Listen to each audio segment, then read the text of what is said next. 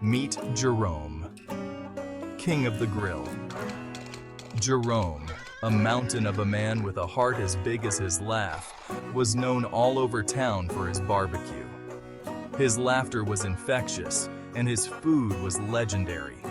Jerome's BBQ joint was the place to be on a Friday night. Folks lined up for blocks just to get a taste of his famous ribs. The aroma of his secret sauce would waft through the air, drawing people in like a magnet. Jerome had big dreams too. He wanted to franchise, spread that smoky goodness across the state. He envisioned a chain of BBQ joints, each one a beacon of deliciousness, bringing people together over plates of tender, smoky ribs. He even went and got himself a loan to open up a bigger spot. Problem was, Jerome was better at grilling ribs than he was at managing money. The financial side of things started to weigh him down. Bills piled up, and the stress began to overshadow his passion for grilling. But Jerome wasn't one to give up easily. He knew he had to learn the ropes of business management if he wanted to keep his dream alive. So he sought help, took classes, and slowly but surely began to turn things around. Jerome's journey was just beginning, and his determination was as strong as the smoky flavor of his ribs. Jerome's grand opening was a hit, but keeping the lights on after that was a whole different story. He fell behind on his loan payments, and the bank came knocking. They weren't interested in Jerome's famous sauce. They wanted their money. Jerome was in a fix. He owed more money than he could ever hope to repay. He was facing losing his business, his dream, everything he'd worked so hard for. Desperate, Jerome decided to take his plea straight to the top, to the big man himself, Mr. Hamilton, the bank president. Mr. Hamilton was all business, a stern figure in a pinstripe suit, used to dealing with numbers, not desperate pleas. Jerome, sweating bullets, laid out his situation, his voice cracking with every word. He begged for mercy, for a chance to make things right. He promised to pay back every penny just as soon as he could get back on his feet. Mr. Hamilton, surprisingly, listened patiently. To Jerome's astonishment, Mr. Hamilton agreed to forgive his debt. He tore up the loan papers right there in front of him. Jerome couldn't believe his ears. He was speechless for a moment before erupting in gratitude. He thanked Mr. Hamilton profusely, promising never to forget his kindness. He left the bank that day feeling lighter than air, his faith in humanity restored. He was given a second chance, a clean slate. Section 5. Jerome's back in business and feeling himself. Jerome went right back to work, his heart full of renewed purpose. The fire in his belly was stronger than ever, and he was determined to make his comeback a grand success.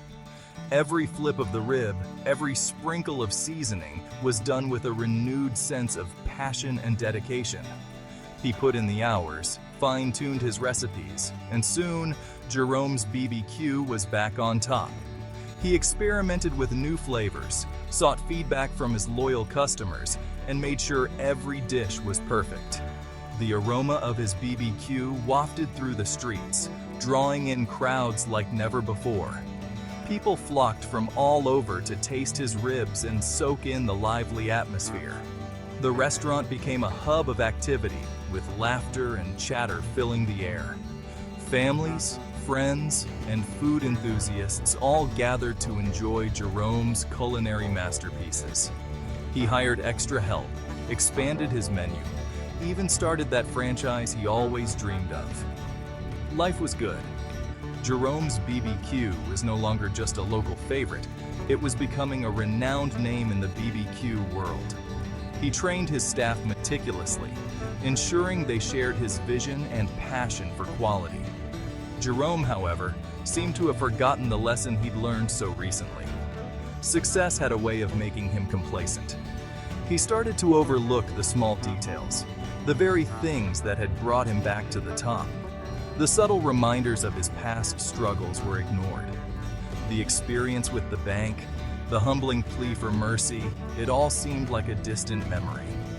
Jerome's thoughts occasionally drifted back to those challenging times, but they were quickly overshadowed by his current success. He needed to remember that staying on top required the same dedication and humility that had brought him back in the first place. Section 6. Tyrone owes what? One afternoon, Tyrone, Jerome's delivery boy, a skinny teenager with a nervous disposition, came to him with a problem. He'd lost some of the money Jerome had given him to pick up supplies. It wasn't a huge amount, but to Jerome, who was still rebuilding, every penny counted. He flew off the handle, yelling at Tyrone, accusing him of being irresponsible and careless.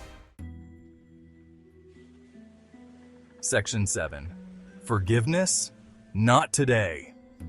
Tyrone, terrified, apologized profusely, explaining that he'd simply misplaced the money and would find it. He even offered to work extra shifts to pay it back.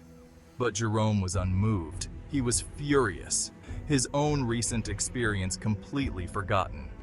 He demanded that Tyrone pay him back in full, threatening to fire him if he didn't. Tyrone, heartbroken and humiliated, left Jerome's office with the weight of the world on his shoulders. Section 8. Whispers and rumors. Word of Jerome's harsh treatment of Tyrone spread through the restaurant like wildfire. People whispered and gossiped, their respect for Jerome dwindling with every retelling. Some even stopped coming to the restaurant altogether, disgusted by his hypocrisy. Little did Jerome know that his actions had not gone unnoticed. Mr. Hamilton, a regular at Jerome's BBQ, had heard all about the situation with Tyrone. He was deeply disappointed in Jerome's lack of compassion and decided to remind him of a valuable lesson. Section 9. Mr. Bigshot ain't playing. One evening, Mr. Hamilton walked into Jerome's office unannounced. Jerome, surprised to see the bank president in his restaurant, especially in his office, greeted him with a nervous smile. Mr. Hamilton wasted no time in getting to the point. He reminded Jerome of the immense debt he had forgiven, of the second chance he had been given. He pointed out the hypocrisy of Jerome's actions, his unforgiving attitude towards Tyrone. Section 10.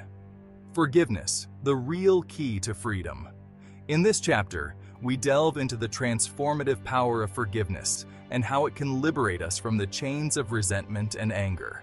Jerome, shamefaced and humbled, listened intently to Mr. Hamilton's wise words.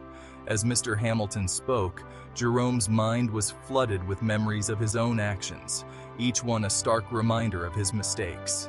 He realized the error of his ways, the ugliness of his own lack of forgiveness.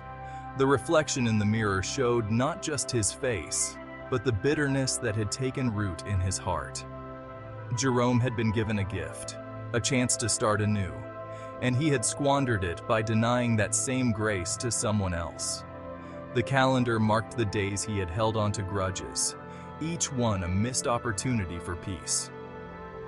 With a heavy heart, Jerome immediately sought out Tyrone. He knew that his harsh words and unforgiving heart had caused a rift between them. As he approached Tyrone, he felt a mix of fear and hope. Jerome forgave Tyrone for the lost money and even gave him a promotion. Tyrone's surprised and happy expression was a testament to the power of forgiveness. It was a moment of healing for both of them. Jerome learned that true forgiveness is not a one-time act, but a way of life. It's a continuous journey of letting go of past hurts and extending grace to others, just as we have been shown grace. It's about extending the same grace and mercy we've been shown to those around us, no matter how small the offense. Jerome's journey taught him that forgiveness is a powerful tool for personal growth and freedom.